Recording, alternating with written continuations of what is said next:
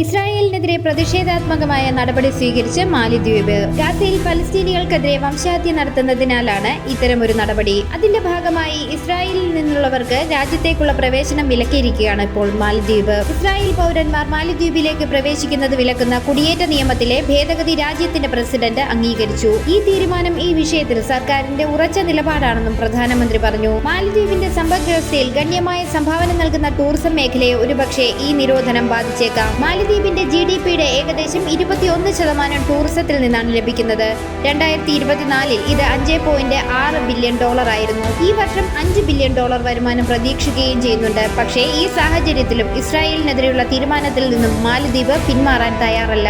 എന്നാൽ രാജ്യത്തിന്റെ ഈ തീരുമാനത്തോടെ ചില സംഘടനകളും രാജ്യങ്ങളും പിന്തുണയ്ക്കുകയും മറ്റു ചിലത് ഇസ്രായേലിന്റെ സ്വയം പ്രതിരോധിക്കാനുള്ള അവകാശത്തെ പിന്തുണയ്ക്കുകയും ചെയ്യുന്നു.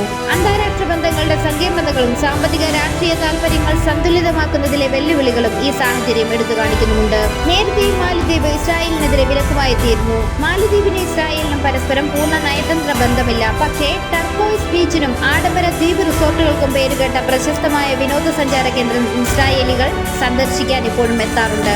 ഇസ്ലാം ഔദ്യോഗിക മതമായ ദ്വീപ് രാഷ്ട്രം 1990കളുടെ തുടക്കത്തിൽ ഇസ്രായേലി വിനോദസഞ്ചാരികൾക്കുള്ള മുൻവിലക്ക് പിൻവലിക്കുകയും 2010 ബന്ധം പുനഃസ്ഥാപിക്കാൻ ശ്രമിക്കുകയും ചെയ്തിരുന്നു. മാലിദ്വീപ് മാത്രമല്ല, ഗാസയിലെ സ്ഥിതിഗതികൾ കണക്കിലെടുത്ത് ഇസ്രായേലിനെതിരെ പൊതുജനങ്ങളുടെ പ്രതിഷേധം ഉയർന്നതിനെ തുടർന്ന് മറ്റൊരു മുസ്ലിം ഭൂരിപക്ഷ ദക്ഷിണേഷ്യൻ രാജ്യമായ ബംഗ്ലാദേശ് തങ്ങളുടെ പൗരന്മാരെ ഇസ്രായേൽ സന്ദർശിക്കുന്നതിൽ നിന്നും വിലക്കിയിരുന്നു.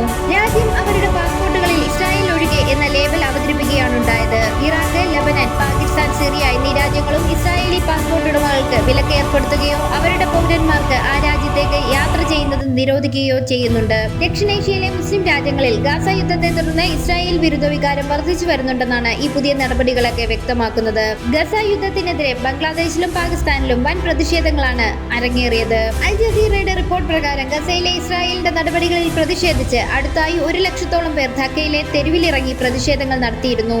ഗസ മുനമ്പിലെ ഇസ്രായേലി നടപടികളെ അപലപിച്ച് ആയിരക്കണക്കിന് പ്രതിഷേധക്കാർ തലസ്ഥാനത്ത് തന്നെ അണിനിരന്നു. നൂറുകണക്കിന് പലസ്തീൻ പതാകകളും വഹിച്ചുകൊണ്ട് ഫ്രീ പലസ്തീൻ തുടങ്ങിയ മുദ്രാവാക്യങ്ങൾ മുഴക്കി. ധാക്കയിലെ സുഹ്റവാതി ഉദ്യാനിൽ പ്രീമിയർ ധാക്ക സർവകലാശാലയ്ക്ക് സമീപമാണ് പ്രധാന പ്രതിഷേധം നടന്നത്. ഇസ്രായേലിനെ പിന്തുണയ്ക്കുന്നുവെന്ന് ആരോപിച്ച് പലരും അമേരിക്കൻ പ്രസിഡന്റ് ഡൊണാൾഡ് ട്രംപിന്റെയും ഇസ്രായേൽ പ്രധാനമന്ത്രി ബെഞ്ചമിൻ നെതന്യാഹുവിന്റെയും ചിത്രങ്ങൾ നശിപ്പിച്ചു. മുൻ പ്രധാനമന്ത്രി ഖാലിദ സിയയുടെ ബംഗ്ലാദേശ് നാഷണലിസ്റ്റ് പാർട്ടിയും വലതുപക്ഷ ഇസ്ലാമിക ഗ്രൂപ്പുകളും പാർട്ടികളും റാലിക്ക് ഐക്യദാർഢ്യം പ്രഖ്യാപിച്ചു. NDTV റിപ്പോർട്ട് ചെയ്യുന്നതിനനുസരിച്ച് കഴിഞ്ഞ കുറച്ച് ദിവസങ്ങളായി ബോഹ്ര, സിൽഹറ്റ്, കോക്സ് ബസാർ എന്നിവിടങ്ങളിലും തെരുവുകളിൽ വൻ ജനക്കൂട്ടം ഉണ്ടായിരുന്നതായി പറയുന്നു.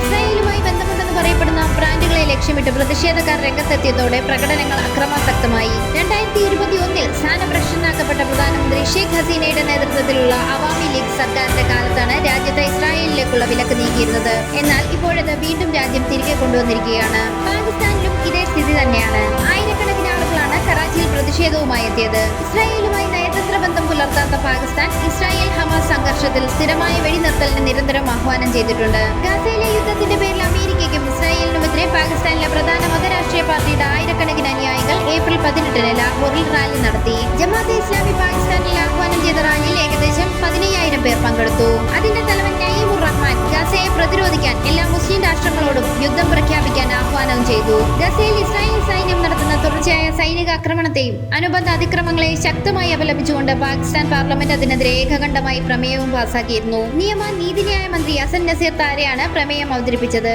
ഗസയിലെ യുദ്ധ കുറ്റകൃത്യങ്ങൾക്ക് ഇസ്രായേലിനെ ഉത്തരവാദിയാക്കണമെന്നാണ് പ്രമേയം അന്താരാഷ്ട്ര സമൂഹത്തോട് ആവശ്യപ്പെട്ടത്. ഇസ്ലാമിക രാജ്യങ്ങളൊക്കെ എങ്ങനെ ഇസ്രായേലിനെ വിലക്കി തുടങ്ങിയാൽ അതെല്ലാം ഇസ്രായേൽ എന്ന രാജ്യത്തിന്റെ പ്രൗഢി കേൾക്കുന്ന കനത്ത പ്രഹരമായിരിക്കും. മങ്ങിത്തുടങ്ങിയ മുഖം ഇസ്രായേൽ ഇനി എത്രയൊക്കെ തേച്ചു മിനുക്കാൻ ശ്രമിച്ചാലും വെളുക്കുകയില്ലെന്നുള്ളതിന്റെ വ്യക്തമായ ചിത്രമാണ് പ്രതിദിനം ഇസ്രായേലിന് നേരെ ഉയരുന്ന ഈ പ്രതിഷേധങ്ങളെല്ലാം തന്നെ.